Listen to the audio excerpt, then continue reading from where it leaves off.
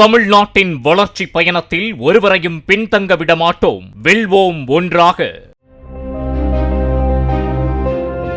தஞ்சாவூர் மாவட்டம் பாபநாசம் அருகே இளங்கார்குடியில் அரசலாற்றில் மிதந்து வந்த பிறந்த சில நாட்களே ஆன ஆண் குழந்தையின் சடலத்தை கைப்பற்றி போலீசார் விசாரித்து வருகின்றனர். ஆற்றில் மீன் பிடிப்பதற்காக சென்றவர்கள் குழந்தையின் சடலம் மிதந்து வருவதைக் கண்டு போலீசாருக்கு தகவல் தெரிவித்துள்ளனர்.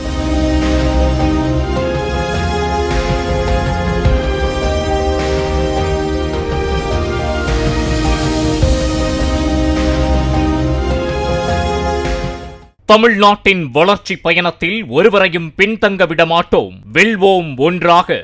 பிளே ஸ்டோர் மற்றும் ஆப் ஸ்டோரில் இருந்து பாலிமர் செயலியை QR கோடு மூலம் பதிவிறக்கம் செய்யுங்கள். செய்திகளை உடனுக்குடன் பெறுங்கள்.